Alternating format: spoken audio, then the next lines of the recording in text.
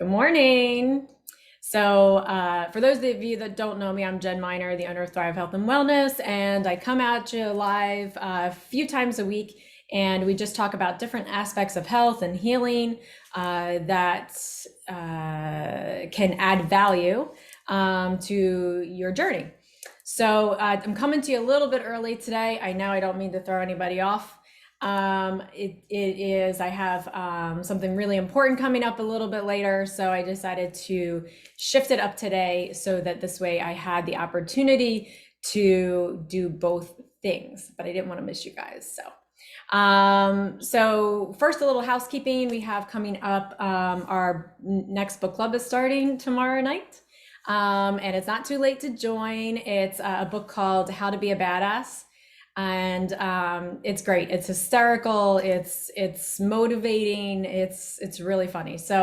But it's also funny in a productive way, in a way that you can apply the information to help you to realize the badass inside of you. If you're interested, message me, what have you, and we'll get you into that for tomorrow night. It's at 7:45. That was the first order of the day. And then what we're going to talk about now is how to identify, really use our words appropriately and as effectively as possible when it comes to our health situations, right? Sometimes we're experiencing symptoms and our first thought is make it go away. How can I make this go away?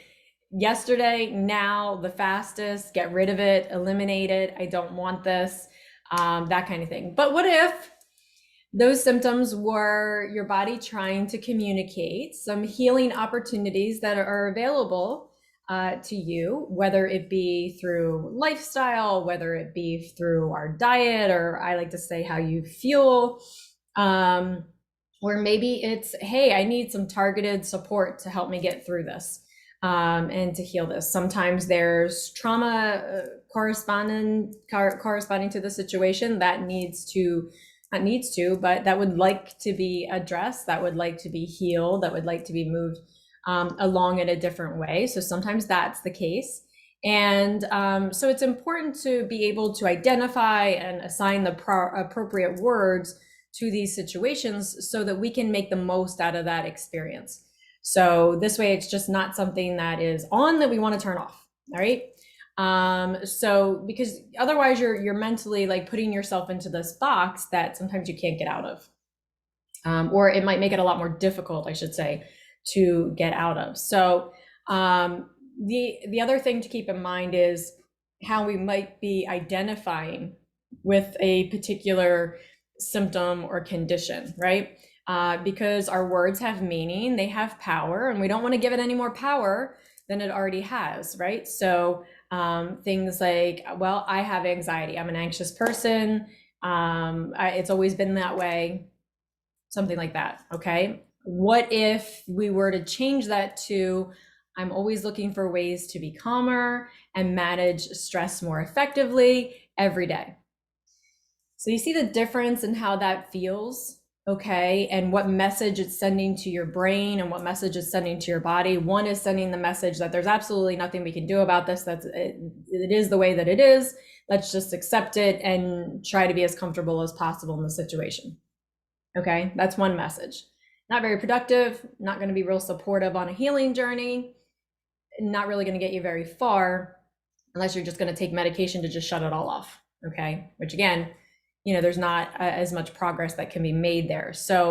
Whereas when we convert it to the other perspective, okay, now it tells the brain, hey, we're gonna continue to look for solutions and opportunities to change this experience or to level up this experience. Okay, it's one of possibility. It's one of hope. It's one of empowerment, and that's the place from where you can heal. Okay, you can't be in love and hate at the same time. You can't be in lack and abundance at the same time. Okay, you can't be in a state of gratitude and complaining at the same time.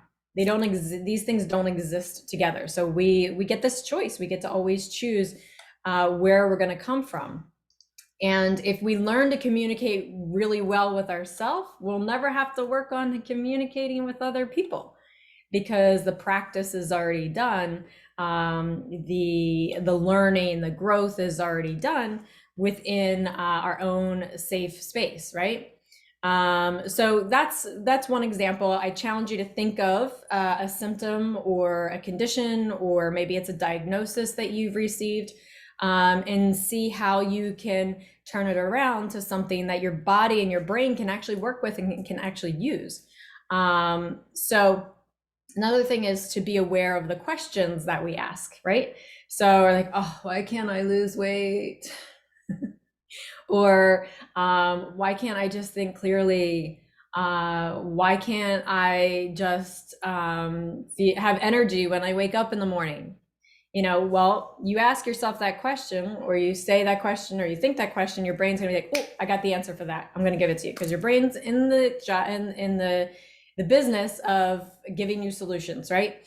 So when you ask that question, it's gonna play the same old reel it's always played, right? Well, I love sugar, I love food, I love the way these things taste, blah, blah, blah. It's gonna say, oh, I got that answer, I know it, I'm gonna pull it out, and I'm gonna play the reel. And it's gonna give you the same reel that you've been playing over and over and over and over again, that again puts you in that place of there's nothing that can be done here. There's no other solutions to be had. I've given you the solution. Here it is. That's it. Where what if we could change that and say, well, up until now, maybe I felt like I couldn't lose weight. We want to acknowledge the feelings and the emotions that we've had, because they were valid and they are valid and they're important. And you don't want your brain to be like, psh, that's not what you think or feel. So we want to acknowledge them. Yes, that is true. That was there. And maybe up until now, I felt that way, or I believed that, or that's what it appeared to be. But what if we could change it to, what can I do? Or what are some ways, or how can I, you can ask it in these ways. How can I level up my health today? How can I level up my health for this meal? How can I level up my health in this moment? Things like that. Well, now your brain, you're asking a different question. Now your brain is like, it's going to start looking for answers outside of what it already knows. So it's going to start seeking opportunity. It's going to start looking for areas that provide possibility, right? So you're communicating two very different things to yourself. And it's really important, because that makes a big difference in the end result. We wonder why we're not getting the results that we want, or that we just can't change, or why can't I just get over this or fix this? Well, there's some learning here. And part of that learning is being able to shift into a different perspective, right? Being able to see things in a different light. It's something that can be very, very powerful, and you can apply it to anything. You can apply it to health. You can apply it to your career, your finances, relationships with other people. There's lots of opportunities there. So a few things to remember up until now. That's a big one. Yes, up until now, that might have been the case. Today, I'm making a different decision. If you're not sure what that different decision is going to be, today I'm going to make a different decision. I'm going to ask myself something different. How can I XYZ, whatever the case may be? So that this way you're not playing the same old reel over and over again. So let's see how much awareness we can start bringing to this week. So think about a struggle that you're having. Think about a symptom or a health condition or diagnosis or anything that you're struggling with.